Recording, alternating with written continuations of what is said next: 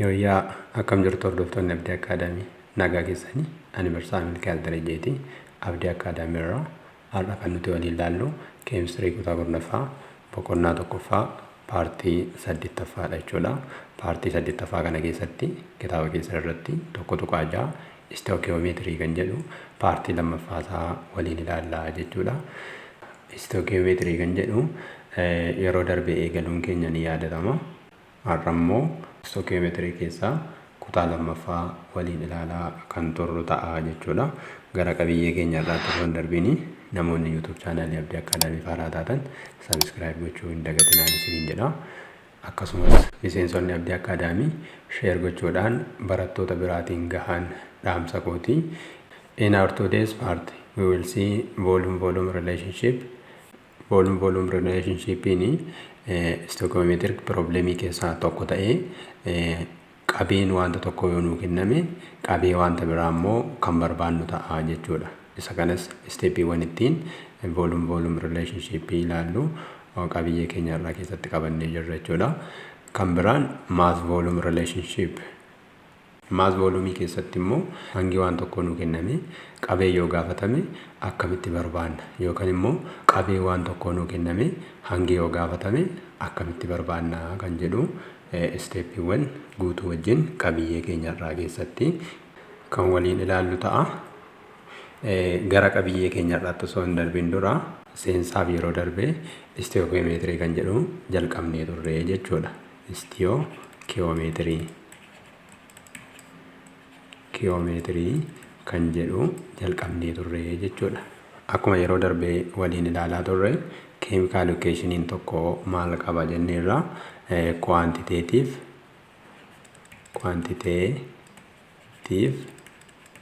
and qualitative meaning qaba jenneerra.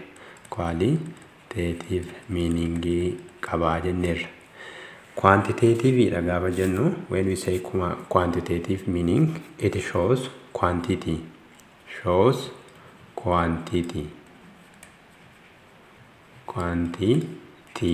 or amount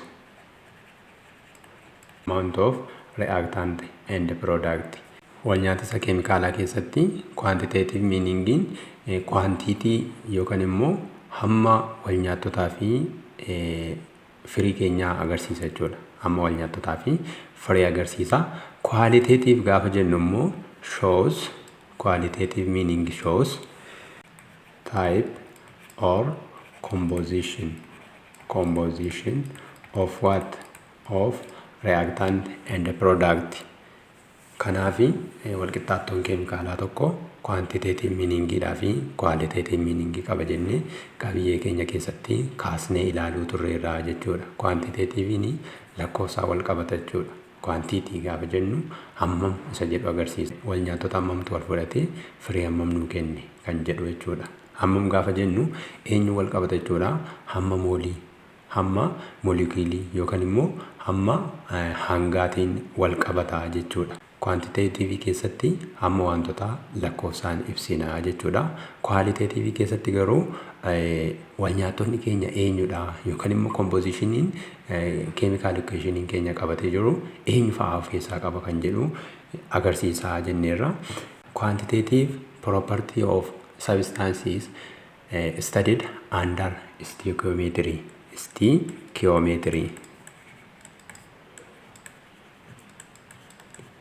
Stoichiometriidhaan qoratamaa jennee ilaalleerra. Maaltu quantitative propertiin wantootaa. Stoichiometriin kun immoo jecha Giriikii lamarraa dhufee jenneerra. Tokkoffaan stoikeen kan jedhuu fi meetiroon kan jedhu jecha Giriikii lamarraa kan dhufe jechuudha. Meetiroon jechuun maal jechuudha? Meejor jechuudha jenneerra. Stoikeen jechuun immoo maal jechuudha jenneerra? Element jechuudha jennee qabiyyee keenya yeroo darbee keessatti kaasnee waliin ilaalleerra jechuudha. In general stoichiometry studies quantitative relationship between reactant and product. Akka waliigalaatti stoichiometriin quantitative property kan reactantiidhaa fi productii qo'ata jennee qabiyyee keenya keessatti ilaalleerra jechuudha. Akkasumas immoo stoichiometriin pirinsipilota gurguddaa lama kan of keessaa qabu qabiyyee keenya keessatti kaa'amneerra. Principle inni tokkoffaan the first principle says composition of any substance should be expressed by definite formula jedha. Qabiyyee wantoota formulaa sirriidhaan ibsamuu qabaa jedha. Kun pirinsipilii tokkoffaadha. Pirinsipilii lammaffaan immoo the law of conservation of mass must be obeyed. Seerri walqixinsa hangaa hojiirra ooluu qabaa jedha. Seerri walqixinsa hangaa maal jedha? Yeroo wal nyaatisa keemikaalaa hangi wal nyaattotaa fi hangi firii walqixadha jedha. Kana jechuun maal jechuudha? Hangi uumamus hin badus jennee ilaalleerra jechuudha. Kanaaf pirinsipilii stoichiometrii keessaa inni lammaffaan seerri walqixinsa hangaa hojiirra ooluu qabaadha jechuudha. Kun wantoota qabiyyee keenya yeroo darbee keessatti nuti waliin ilaalaa turredha jechuudha. Akkasumas calculationin chemical equationidha wal qabatu stoichiometric problem jedhama jennee ilaalleerra. Stoichiometric problemiin kun immoo bakka meeqatti qoodama? Bakka gurguddaa sadiitti qoodnee ilaalla jechuudha. Inni jalqabaa mass problem, mass problem. Inni lammaffaan immoo volume problem, volume problem. Inni sadaffaa fi inni xumuraa mass volume problem, mass volume problem jennee bakka gurguddaa sadan kanatti qoodnee ilaalleerra jechuudha. Achi keessaa qabiyyee keenya darbe keessatti mass problem kan jedhu ilaalleerra. Mass problemii keessatti hangi sabistaansii tokko nuu kenname hanga sabistaansii kan biraa barbaanna jechuudha. Hangi sabistaansii tokko nuu kenname hanga sabistaansii biraa barbaanna. Hanga nuu kenname irra dhaabbannee hanga biraa barbaaduudhaaf mala lamaan barbaanna jenneerra. Malli tokkoffaan mass ratio methodidhaan. Mass ratio methodii akkasumas immoo malli lammaffaan immoo mole ratio methodidhaan jennee qabiyyee darbe keessatti ilaalleerra jechuudha. Qabiyyee keenya irraa keessatti gaa volume relationshipidhaa fi mass volume relationship waliin ilaalla isiniin jedheera. Objective of the lesson: at the end of this lesson you should be able to solve volume problem based on given chemical equation. Kaayyoon qabiyyee keenya irraa keessaa inni tokko problemoota volumeidhaan wal qabatanii chemical equation keenya irraa akkamitti solve gochuu dandeenya kan jedhu hubachuudha jechuudha. Yookaan immoo calculationii volume relationshipidhaan wal qabatu hojjechuu danda'uu qabdu jechuudha. Another one is at the end of this lesson you should be able to solve mass volume problems based on a given chemical equation. Walqixxaattoo keemikaalaa kenname irra dhaabbatanii mass volume problemii solve gochuu qabdu jechuudha. Kun kaayyoo qabiyyee keenya isaarraati. Kanaaf qabiyyee keenya sirriitti akka hordoftan isin dhaama. Gara mata duree jalqabaatti darbinu. Mata duree jalqabaa keessatti volume relationshipidhaan jalqabna jechuudha. Volume relationship keessatti volumiin sabistaansii tokko nuu kennameetu volumii kenname sanarra dhaabbannee volumii sabistaansii biraa barbaanna jechuudha. At STP jechuun standard temperatureidha, pressureidha. Standard temperature pressurein temperature degree centigrade 0 irratti, pressurein immoo atmosphere tokko irratti jechuudha. So at STP 1 mole of any gas occupies 22.4 liters. STP irratti standard temperature pressure irratti gaazii mooliin tokko liitira 22.4 qabataa jedha. Maal irratti? STP irratti. STP jechuun standard temperature and pressure jechuudha. Standard temperature in 0 degree centigrade dha. Standard pressure in atmosphere tokkodha. Kanaaf temperature 0 degree centigrade dhaa fi pressure atmosphere tokko irratti gaaziin kamiyyuu mooliin tokko liitira 22.4 of keessaa qaba. Liitira 22 kun immoo molar volume jedhameetu beekama. molar volume jedhameetu beekama. Molar volume kan inni ta'u immoo eessarratti? STP irratti. STP jechuun standard temperature and pressure irratti jechuudha. Kanaaf STP irratti gaaziin kamiyyuu mooliin tokko litira 22.4 of keessaa qaba jechuudha. Lakkoofsa kanaan maal jennaani? Molar volume jenneetu waamnaa jechuudha yookaan molar volume jedhameetu beekamaa jechuudha. The volume of a gas and its number of molecules are related and explained by Avogadro's law states that equal volume of different gases under the same conditions of temperature and pressure contain equal number of molecules. Akka seera Avogadrotti STP irratti yookaan immoo tempereecharaa fi pireejaraa wal fakkaataa irratti gaaziin kamiyyuu qabeensaa yoo wal fakkaataa ta'e moolekuuliin inni qabus wal fakkaataadha jechuudha. Kana yeroo darbee kaasnee waliin ilaaluun keenya ni yaadatama. Kana jechuun maal jechuudha? STP irratti STP irratti gaaziin kamiyyuu qabeensaa wal fakkaataa yoo ta'e mooliin tokko moolekuulota meeqa qaba? 6.2 baay'isuu 10 paaworii 23 of keessaa qaba. Akkasumas immoo litira meeqa qaba? 22.4 litira qaba jechuudha. STP irratti gaaziin moolii tokko moolekuulota 6.2 baay'isuu 10 paaworii 23 akkasumas immoo qabee 22.4 litira of keessaa qaba jechuudha. Kun akka eenyutti? Akka Avogadroo lawutti. Seera kana eenyutu hundeessee? Avogadrootu hundeessee jechuudha.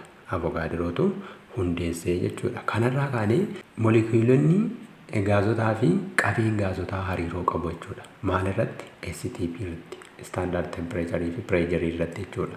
As keessatti kan isin qabachuu qabdani STP irratti waan mooliin gaazii kamiifiyyuu 22.4 litira ta'uu isaati jechuudha. Litira 22.4 ta'uu isaa sirriitti hubachuu qabdu jechuudha. Mee itti fufnee ilaallu. This law or Avogadro's law also states that the volume of a gas is proportional to the number of molecules or moles of gas at STP. Gama biraatiin seerri Avogadroo kun maal jedhaa? Standard temperature fi pressure irratti qabeen gaazotaa fi lakkoofsi moolekuulii hariiroo kallattii qabu jedha yookaan immoo hariiroo waliin qabu jedha. Kana jechuun maal jechuudha? Qabee fi number of mooliin yookaan moolekuuliin hariiroo qabu jechuudha. Kana jechuun waan mooliin wal qixa ta'a 22.4 litira wal qixa ta'a 6.2 baay'isuu 10 paaworii 23 moolekuulii ta'a jechuudha. Moolekuulii ta'a. Kanaaf hariiroo qabu jechuudha. Kana jechuun maal jechuudha? Yoo lakkoofsi moolii dabale qabeen ni dabala akkasumas immoo lakkoofsi moolekuulotaa ni dabala jechuudha. In volume problems problemoota volume keessatti the volume of one substance is given and the volume of another substance is calculated. Volume problemii keessatti maaltu nuu kennama? Volumii waan tokko nuu kennama jenneerra. Volumii nuu kenname sanarra dhaabbannee volumii wanta biraa calculate goona jechuudha. Volumii wanta biraa calculate goona. Isa kana calculate gochuudhaafi steepiiwwan 5 fayyadamna jechuudha. The first step is right balanced chemical equation yookaan immoo walqixxaattoo keemikaalaa baalaansii ta'e barreessuun dirqama jechuudha. Kanaaf steepii tokkoffaa keenya irratti walqixxaattoo keemikaalaa baalaansii ta'e barreeffannaa jechuudha. Steepii lammaffaa irratti immoo place the given volume and the required volume x above the corresponding formula. Steepii lammaffaa irratti immoo maal goona? Qabee nuu kenname sabistaansii nuu kenname irratti barreeffanna. Qabee keenya litiraan barreeffanna jechuudha. Kan biraa immoo maal goona? kan barbaaduuf deemnu irratti immoo x jenneetu barreeffannaa jechuudha. Erga barreeffannee isteeppii sadaffaa irratti immoo write total molar volume below the formulas. Total molar volume jechuun koefficientii baay'isuu 22.4 jechuudha. 22.4 kuni molar volume jenneerra. Total molar volume immoo koefficientiidhaan baay'isna jechuudha. Koefficientii molar volumeidhaan baay'isneetu miila jalatti barreeffanna jechuudha yookaan foormulaa keenya jalatti barreeffannaa jechuudha. Kun isteeppii sadaffaa irratti. Isteeppii arfaffaa irratti immoo proportionii keenya seetaappii godhanna. Proportionii erga seetaappii godhannee isteeppii shanaffaa irratti gatii x barbaanna jechuudha. Barbaadamaan keenya x dha waan ta'eef kiriis kiroosii baay'isneetu gatii x barbaanna jechuudha. Isa kana akka sirriitti hubattaniif mee fakkeenya tokko fudhannee waliin haa ilaallu. Fakkeenyi kun kitaaba keessan irratti hojjetameera. Haa ta'uutii garuu akka sirriitti hubattaniidhaaf mee waliin irra deebinee hojjennu. What volume of oxygen will react with methane to produce 44.8 liters of carbon dioxide at STP jedha. Standard temperature pressure irratti qabee oksijiinii hammamtu nu barbaachisa miteenii wajjin wal nyaachuudhaaf jedha. Isa kana volume relationship dhaan hojjenna jechuudha. Volume relationship dhaan hojjenna jechuudha. Volume relationship dhaan hojjechuudhaaf isteeppiiwwan meeqatu nu barbaachisan irraa isteeppiiwwan 5tu nu barbaachisa jechuudha. Kanaaf isteeppii keenya jalqabaarraa kaana. Isteeppii jalqabaarratti right balanced chemical equation jenneerra. Gaaffii kana irratti maaltu nu kenname? Miteeniitu oksijiinii wajjin wal nyaate jechuudha. Miteeniin oksijiinii wajjin gaafa wal nyaatu bishaanii fi maaltu uumama? Kaarboon daayoksaayidiitu uumama. Isa kana gara walqixxaattoo keemikaalaatti dabarfachuu qabna jechuudha. Miteeniin CH4 dha. CH4tu oksijiinii wajjin wal nyaate. Inni kun maal nuu kenne? Bishaanii fi kan biraa maal nuu kenna?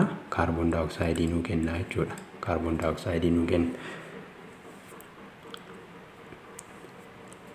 Chemical equation keenya gaafa barreeffannu balanced chemical equation ta'uu qaba jenneerra.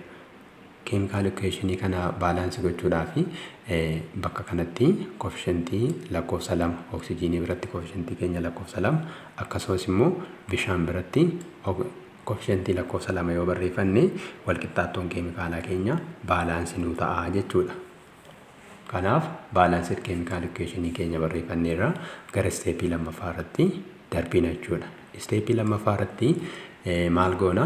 Mee jalqaba foormulaa keenyaa barreeffannu. 1 mole of methane react with 2 mole of oxygen to produce 2 mole of water H2O plus 1 mole of carbon dioxide. As keessatti kan eenyutu nuu kenname?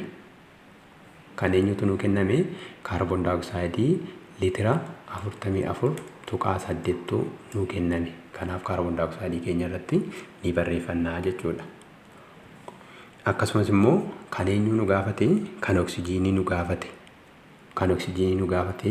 Hin beeknu waan ta'eef x jenneetu mataa ishee irratti barreeffanna jechuudha. Amma isteepii lammaffaa keenya xumurreerra. Isteepii sadaffaa irratti jalqaba foormulaa keenyaa barreeffannu. CH4 plus 2 mole of oxygen gives 2 mole of H2O plus carbon dioxide. Carbon dioxide irraa 44.8 litira qabna. Oksijiinii irraa immoo x qabna jechuudha.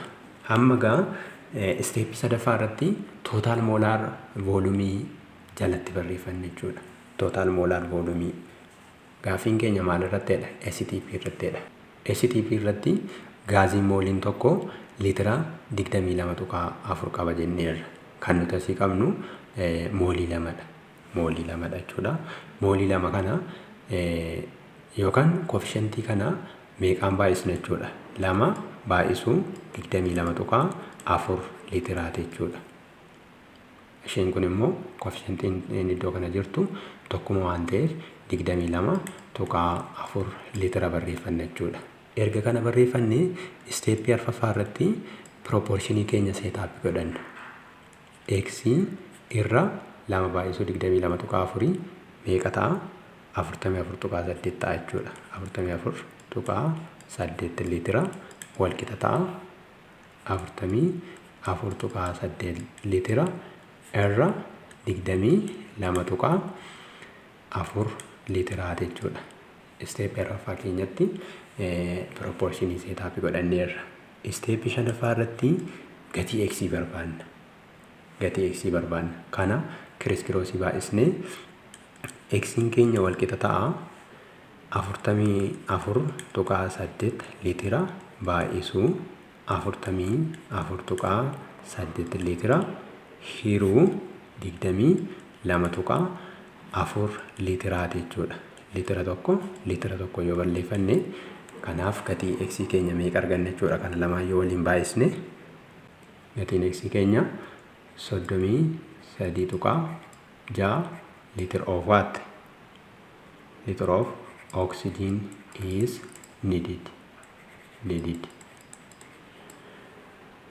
Kanaaf oksijiinii liitira 33.6tu miteenii wajjin wal nyaatee kaarboon daayoksayidii liitira 44.8 nuu kenna jechuudha. Volume relationship bifa kanaatiin hojjechuun ni danda'ama jechuudha. Itti fufnee akka sirriitti hubattaniidhaa fi fakkeenya kan biraa tokko ilaallu. Fakkeenya lammaffaa kana immoo exercise 1.10 irraan fuudhee akkas jedha. What volume of nitrogen react with 33.6 liter of oxygen to produce nitrogen dioxide at STP jedha. Standard temperature pressure irratti volumii nitrogenii hammamtu oksijiinii wajjin wal nyaatee nitrogen dioxide nuu kenna jedha. Isa kanas volume relationshipidhaan barbaaduuf deemna jechuudha. Volume relationshipidhaan barbaaduudhaaf isteeppiin jalqabaa balanced chemical equation baafachuudha. Akka gaaffii nuu kennametti nitroogeniitu oksijiinii wajjin wal nyaatee nitrogen dioxide nuu kenna jechuudha. Walqixxaattoon keemikaalaa madaalawaan isa kana ta'a. Isteeppii lammaffaa itti fufnee ilaallu. Jalqaba foormulaa keenyaa barreeffannu 1 mole of nitrogen react with 2 mole of oxygen to produce what? To produce 2 mole of nitrogen dioxide. Qabee nuu kenname kan nuu kenname irratti barreeffannaa jechuudha. Kan eenyutu nuu kenname? Oksijiinii liitira 33.6 nuu kenname. Oksijiinii 33.6 liitira nuu kenname jechuudha. Liitira 33.6 nuu kenname. Kan eenyu barbaanna? Kan eenyu nu gaafate? Kan nitroogeenii nu gaafate. Nitroogeenii keenya irratti immoo X barreeffanna jechuudha. Isteeppii lamaffaa xumurreerra gara isteeppii sadaffaatti darbina. Isteeppii sadaffaa irratti mee jalqabaa foormulaa keenyaa barreeffannu. 2 mole of oxygen to produce 2 mole of nitrogen dioxide. Oksijiinii keenya irraa liitira 33.6 qabna. Nitroogeenii keenya irraa X qabna. Amma isteeppii sadaffaa keenya irratti maal goona? Total molar volume barreeffanna miila jalatti jechuudha. Total molar volume barbaaduudhaaf koefficientii baay'isuu molar volumeeti. Koefficientiin nitroogeenii bira jirtu tokkodha. Molar volume immoo STP irratti mooliin tokko liitira 22.4 jenneerra. Kan nitroogeenii bifa kanaatiin itti barreeffannee kan oksijiinii immoo koefficientii meeqatu jira? 2tu jira. 2 baay'isuu 22.4 liitiraati jechuudha. Molar volume bifa kanaatiin barreeffanna jechuudha. Itti aansinee isteeppii arfaffaa irratti darbina. Isteeppii arfaffaa irratti maal goona? Proportionii seetaap godhanna. Proportioniin keenya X irra 22.4 liitiraan wal qixa ta'a 33.6 liitira irra 22 lama baay'isuu 22 tuqaa 4 44 tuqaa 8 liitiraa ta'a jechuudha. Isteeppii shanaffaa irratti immoo maal goona? Gatii x arganna. Gatii x argachuudhaaf kiriis kiroosii baay'isna jechuudha. Kiriis kiroosii baay'isna. Kanaaf x'n keenya wal qixa ta'a 22 tuqaa 4 liitira baay'isuu 33 tuqaa 6 liitira hiruu meeqaa jechuudha? Hiruu 44 tuqaa 8 liitiraa jechuudha. Liitiraa yoo barreeffanne kanarraa kaanee gatii x meeqa arganna jechuudha. Gatiin x keenya 22 tuqaa 4 baay'isuu 33 tuqaa 6 hiruu 44 tuqaa 8. Gatiin x keenya 16 tuqaa 8 liitira ta'a jechuudha. Liters of nitrogen react with what? 33.6 liter of what? Liter of oxygen. Nitrogenii liitira 16 tuqaa 8 oksijiinii liitira 33 tuqaa 6 wajjin wal nyaachuu qaba jechuudha. Bifa kanaatiin volume relationship barbaaduun ni danda'ama jechuudha. Mee itti fufnee fakkeenya dabalataa tokko amma isaa ilaallu. Fakkeenya kanas exercise 1.10 irraan fuudhe jechuudha kitaaba keessanirraa. Gaaffichi akkas jedha. How many liters of ammonia are required to react with 145 liters of oxygen according to the following reaction at STP jedha. Standard temperature pressure irratti ammooniyaa hammamtu oksijiinii liitira 145 wajjin wal nyaachuu qabaa jedha. Walqixxaatoon keemikaalaa inni nuu kenne isa kana jechuudha. Kitaaba keenya irratti barraa'eera. Walqixxaatoo keemikaalaa baalaansii ta'e bifa kanaatiin nuu kenneera jechuudha. Kanaaf isteeppiin jalqabaa irratti walqixxaatoo keemikaalaa barreeffachuudha. Inni kun nuu kennameera waan ta'eef daayirektii gara isteeppii lammaffaa irratti darbina jechuudha. Isteeppii lammaffaa irratti jalqaba maal goona? Equationii keenyaa barreeffanna. Equationiin keenya 4 mole of ammonia react with 5 mole of oxygen to produce what? To produce 4 mole of nitrogen monoxide plus 6 mole of H2O. Kanatu nuu kenname. Kana keessatti qabee kan eenyutu nuu kenname? Qabee 145 liitira kan oksijiiniitu nuu kenname. Kan eenyu barbaaduuf deemna? Kan ammooniyaati waan ta'eef ammooniyaa keenya irratti x barreeffanna jechuudha. Isteeppii lammaffaa bifa kanaan barreeffanna. Isteeppii sadaffaa irratti haa darbinu. Isteeppii sadaffaa irratti jalqabaa chemical equation keenyaa barreeffannu 4 mole of ammonia react with 5 mole of oxygen to produce 4 mole of nitrogen monoxide plus 6 mole of H2O. Oxygen irraa liitira 145 qabna jechuudha. Ammooniyaa irraa immoo x qabna. Kanaaf total molar volume barbaadanna jechuudha. Total molar volume koefficientii baay'isuu molar volume tenneerraa koefficientiin 4dha. Molar volume keenya immoo 22.4 liitiradha jechuudha. Kan oksijiinis koefficientiin 5dha. 5 baay'isuu 22.4 liitiradha jechuudha. Erga bifa kanaatiin barreeffannee isteeppii arfaffaatti ceena. Isteeppii arfaffaa keessatti immoo proportionii seetaappi godhanna jechuudha. Proportioniin keenya x irra 4 baay'isuu 22.4 meeqa ta'a? Kana lamaan yoo baay'isnu 89.6 liitira wal qixa ta'a. 145 liitira irra 5 baay'isuun 22.4 immoo 112 ta'a jechuudha. 112 liitira jechuudha. Liitira asitti waliin balleeffachuu dandeenya. Isteeppii arfaffaa bifa kanaan erga ilaallee isteeppii shanaffaatti darbina. Isteeppii shanaffaa keenya irratti gatii x barbaanna jechuudha. Gatii x argachuudhaaf kiriis kiroosii baay'isna jechuudha. 89.6 liitira baay'isuu 145 hiruu meeqaati jechuudha? 112 jechuudha. Kana yoo waliif irree gatiin x keenya 116 liitira ta'a jechuudha. 116 liitira eenyu? Liitira amooniyaatu barbaadama jechuudha. Amooniyaa. Liitira of amooniyaatu barbaadama jechuudha. Bifa kanaatiin volume relationship ilaaluu ni dandeenya jechuudha.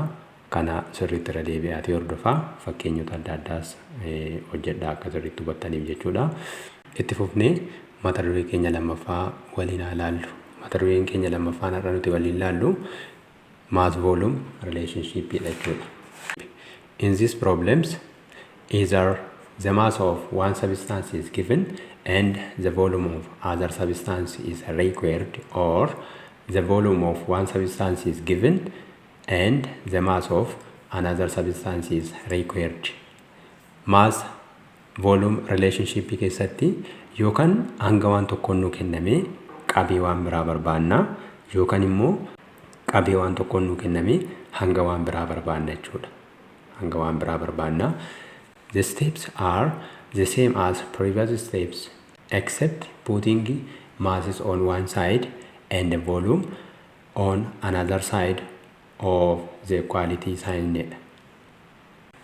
Stepin mass volume relationship barbaaduudhaaf nu barbaachisu steepiiwwan duraa faana wal fakkaataadha. Steepiiwwan kana dura ilaallee wal fakkaataadha. Garaagarummaan xiqqoon jiru equality sign gaafa proportionii baafannu gama tokko maasii gama tokko volumii fayyadamuudhaan kan hafe steepiin wal fakkaataadha jedha jechuudha. Kanaaf steepiiwwan nu barbaachisan right balanced chemical equation walqixxaattoo keemikaalaa madaalawaa barreeffachuudha. Lammaffaa irratti place a given mass and required volume x above the corresponding formula jedha. Yoo hanga nuu kenname ta'e hanga keenya bakka nuu kennametti kan barbaadamu immoo volumiidha yoo ta'e x bakka barbaadamu irratti akkasumas immoo volumiin nuu kenname yoo ta'e volumii bakka nuu kenname irratti kan barbaadamu immoo maasiidha yoo ta'e x bakka barbaadamutti barreeffanna jechuudha. Steepii meeqaffaa keessatti? Steepii lammaffaa keessatti. Achiin booda steepii sadaffaa irratti immoo write total molar mass of substance and total molar volume below the formula jedha. As keessatti waa lamatu jira. Tokkoffaan total molar massiidha.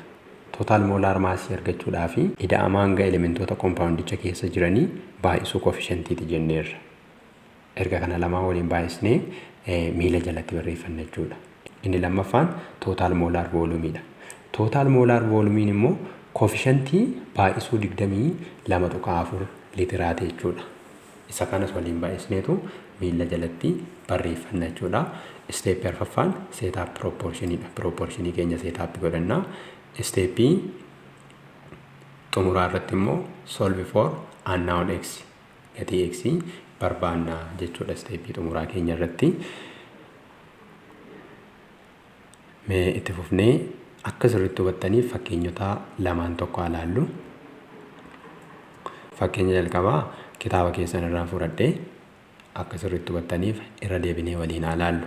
How many grams of magnesium should react with sulfuric acid to produce 5.6 liter of hydrogen at STP jedha. Mass volume relationship dhaan solve goona jechuudha. Mass volume relationship dhaan solve goona. Maaliifi kan gaafatamne giraamadha. Kan nu kenname immoo litira 5.6 nu kenname. Gaaffiin keenya maal jedha? Maagneziyeemii giraama meeqatu sulfuric acid wajjin wal nyaatee hydrogenii immoo litira 5.6 nu kennaa jedha. Litira 5.6 nu kennaa jedha. Maal irratti? STP irratti jechuudha. STP irratti maagneziyeemii hammamtu sulfuric acid wajjin wal nyaatee hydrogenii 5.6 haadrojiinii liitira 5.6 nuu kennaa jedha. Kanaaf jalqaba irratti baalaansii keemikaal equationii bifa kanaatiin barreeffanna jechuudha. Isteeppii jalqabaa irratti. Isteeppii lammaffaa irratti immoo jalqaba foormulaa keenyaa barreeffannu maagniziyeem react with sulfuric acid to produce magnesium sulfate plus hydrogen gas. Gaaffii keenya keessatti qabee eenyutu nuu kenname? Qabee haadrojiiniitu nuu kenname. Qabeen haadrojiinii liitira 5.6 nuu kenname. Liitira 5.6 kan eenyu barbaaduuf deemna? Hanga maagniziyeemii barbaaduuf deemna. Kanaaf maagniziyeemii keenya irratti X barreeffanna jechuudha. Erga bifa kanaan barreeffannee isteeppii sadaffaa irratti darbina. Isteeppii sadaffaa irratti moolaar maasiidhaa fi moolaar voolumii miila jalatti barreeffachuudha. Jalqaba foormulaa keenyaa barreeffannu maagniziyeem react with sulfuric acid to produce magnesium sulfate plus hydrogen gas. Hydrogen irraa 5.6 liitira qabna. Magnesium irraa X qabna. Moolaar maasiin magnesiumidha 24dha. Koefficientiin iddoo kana jirtu tokkodha waan taateef 24 giraamaa ta'a jechuudha inni kuni. Akkasumas immoo kan haadrojiinii liitira nuu kenname waan ta'eef moolaar voolumii barbaanna jechuudha. Moolaar voolumii barbaaduudhaaf koefficientii baay'isoo 22.4ti. Koefficientiin keenya tokko waan ta'eef 22.4 liitira ta'a jechuudha. Bifa kanaan edda barreeffanne isteeppii arfaffaa irratti proportionii keenya seetaappii godhanna jechuudha. X irra 24 giraamaan walqixa ta'a. 5.6 liitira irra 22.4 liitiraati jechuudha. Erga bifa kanaatiin barreeffanne isteeppii shanaffaa irratti darbina. Isteeppii shanaffaa keenya irratti gatii X qaxxaamura baay'isnee argachuu dandeenya jechuudha. Qaxxaamura yoo baay'isnu X'n keenya walqixa ta'a. 24 giraama baay'isuu 5.6 liitira hiruu 22.4 liitiraati jechuudha. Liitiraan ni balleeffanna. Kana lamaan yoo waliin baay'isnu 24 baay'isuu 5.6 hiruu 22.4 yoo waliin baay'isnu 6 giraama arganna jechuudha. 6 gram of magnesium is needed. Magnesiumii giraama 6tu barbaachisaa jechuudha. Eenyu wajjin wal nyaachuudhaaf? Sulfuric acid wajjin wal nyaachuudhaaf. Maal nuu kennuudhaaf? Haadrojiinii liitira 5.6 nuu kennuudhaaf magnesiumii giraama 6tu barbaachisaa jechuudha. Kun fakkeenya jalqabaa keenya. Fakkeenya lammaffaa itti fufnee ilaallu. Fakkeenya lammaffaan immoo exercise 1.11 irraan fudhadhe isa kanas mee waliin ilaallu. Akkas jedha. How many liters of oxygen are required to react with 156 gram of benzene according to the following chemical equation at STP jedha.